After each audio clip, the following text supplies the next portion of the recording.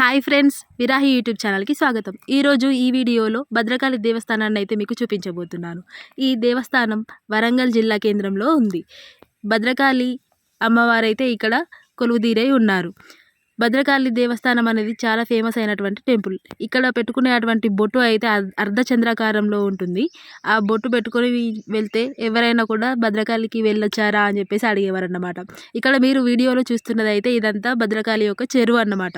Bhadrakali temple పక్కన ఉండేటువంటి చెరువు. ఈ చెరువులో ఒకప్పుడు చాలా నీళ్లు ఉండేవి, కానీ ఇప్పుడు ఆ నీళ్ళన్నీ తొలగించి అక్కడ అభివృద్ధి పనులైతే జరిపిస్తున్నారు. అభివృద్ధి పనులైతే నత్తనడకన సాగడం అనేది జరుగుతుంది. ఇక్కడ పనులైతే కొంచెం లేట్గా జరగడం జరుగుతుంది. ఇక్కడ మనం భద్రకాళి టెంపుల్లోకి వెళ్ళిన తర్వాత దర్శనానికి వెళ్ళే ముందు ఇక్కడ వల్లభ గణపతి దేవుణ్ణి అయితే మనం ముందుగా దర్శించుకుంటాము. అక్కడ వల్లభ గణపతి దేవుణ్ణి అయితే దర్శించుకున్న తర్వాత మనం గర్భగుడిలోకి అయితే వెళ్తూ ఉంటాం అన్నమాట. ఇక్కడ మీరు వీడియోలో చూస్తున్నారు కదండి, ఇక్కడ హుండీ ఉంది. ఇక్కడ హుండీలో కానుకలు వేసే వాళ్ళు వేస్తూ ఉంటారు.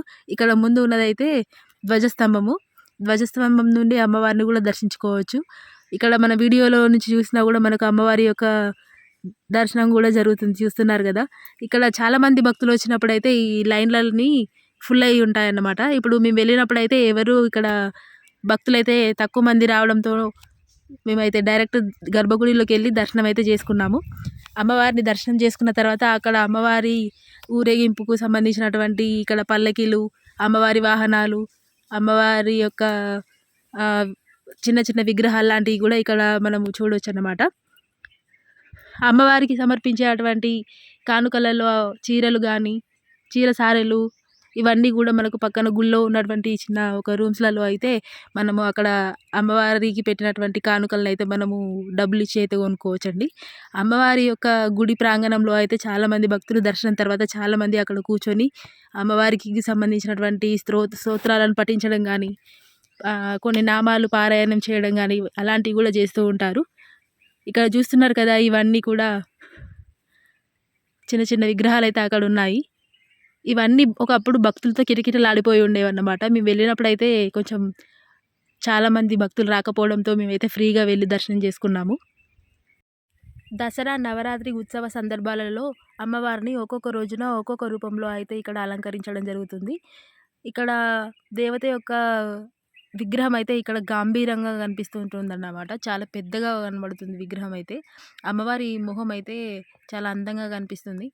అమ్మవారి యొక్క దర్శనం అయిపోయిన తర్వాత అమ్మవారి ఆలయం పక్కనే ఒక శివాలయం కూడా ఉందన్నమాట. అక్కడ శివాలయంలో శివుణ్ణి కూడా మనం దర్శించుకోవడం జరుగుతుంది. అక్కడ అదేవిధంగా ఆంజనేయ స్వామి వారి యొక్క ఆలయం కూడా అక్కడ ఏర్పాటు చేయడం జరిగింది. ఇక్కడ మనం వీడియోలో చూస్తున్నాం కదండి, అమ్మవారి యొక్క విగ్రహం అయితే ఇక్కడ మనకు ఆ ఆలయ ప్రాంగణంలో పక్కకు కనిపిస్తూ ఉంది. ఇక్కడ చాలా పూజలు కూడా జరుగుతూ ఉంటాయి అమ్మవారి ముందు. చాలామంది పిల్లలకి ఇక్కడ అన్నప్రాసన చేయడం లాంటివి కూడా జరుగుతూ ఉంటుంది. ఇక్కడ అమ్మవారి ఉత్సవ వేడుకలకు రథాన్ని అయితే కూడా ఇక్కడ పక్కన పెట్టడం జరుగుతుంది. చాలామంది పిల్లలకి అన్నప్రాసన లాంటి కార్యక్రమాలు అయితే ఇక్కడ చాలామంది చేయించుకోవడం అనేది జరుగుతుందన్నమాట.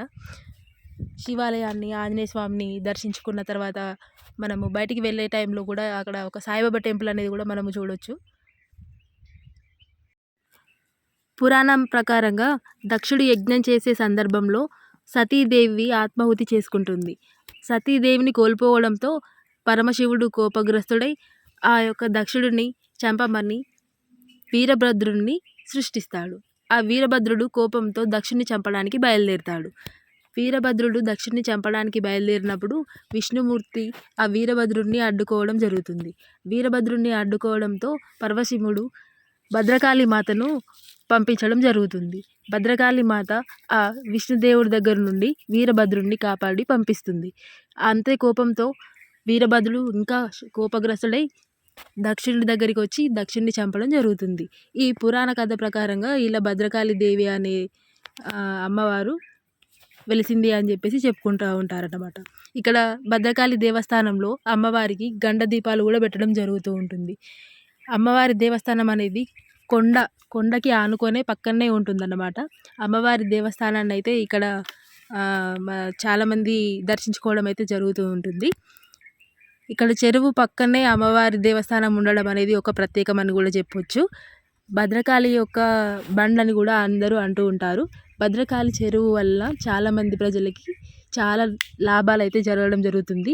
చెరువులోని నీటిని పట్టణం అంటే ఈ సిటీ వరంగల్ సిటీ మొత్తానికి కూడా నీటిని అందించడానికి ఉపయోగిస్తూ ఉంటారు. అదేవిధంగా చుట్టుపక్కల ఉన్నటువంటి పరిసర ప్రాంతాలలో అయితే పండే పంటలకు చాలా నీరు అనేది ఈ భద్రకాళి చెరువు నుంచి పంపించడం జరుగుతూ ఉంటుంది. కానీ ప్రస్తుతం ఆ చెరువులో ఉన్న వాటర్ని అయితే తొలగించి ఇప్పుడు అభివృద్ధి పనులు అనేవి చేయడంతో ప్రస్తుతం అయితే వాటర్ అనేవి ఎవరికి అందించడం అనేది కొంచెం కష్టంగా మారింది. ఇక్కడ భద్రకాళి టెంపుల్లో అద్దాల మేడ అనేది కూడా ఒకటి చిన్న గుడిలాగా నిర్మించడం జరిగింది. ఇదే ఆ అద్దాల మేడ, వీడియోలో చూస్తున్నారు కదండి, ఇదే ఆ అద్దాల మేడ అన్నమాట. ఇప్పుడు ప్రస్తుతం అయితే అది కొంచెం క్లోజ్ చేసి ఉందన్నమాట. ఇక్కడ అద్దాల మేడకి ఎదురుగానే ఒక యాగశాల అయితే ఉంది. యాగాలు కూడా చేస్తూ ఉంటారు ఈ గుడిలో. చాలామంది భక్తులు అమ్మవారికి దర్శించుకున్న తర్వాత వాళ్ళు అక్కడ యాగం చేసే టైంలో కూడా అక్కడ చాలామంది అయితే వెళ్ళి దర్శించుకోవడం అనేది జరుగుతూ ఉంటుంది. వేసవి కాలంలో ఎండ నుండి భక్తుల యొక్క రక్షణార్థానికై వెదురుతో చేయబడినటువంటి తడకలను అయితే ఇక్కడ పైకప్పుగా వేయడం జరిగింది. ఇక్కడ అమ్మవారి ప్రసాదం తీసుకోవడానికి టికెట్స్ కౌంటర్లను కూడా ఏర్పాటు చేయబడింది. ఇక్కడ అందరూ అమ్మవారి యొక్క ప్రసాదం అయితే తీసుకోవచ్చు. అమ్మవారి యొక్క వీడియో అయితే మీకు నచ్చిందని అనుకుంటున్నానండి. వీడియో చూసిన వాళ్ళందరికీ ప్రతి ఒక్కరికి ధన్యవాదాలు. మీరు ఈ వీడియోని ఇలానే ఆదరిస్తూ ఉండాలని కోరుకుంటున్నాను.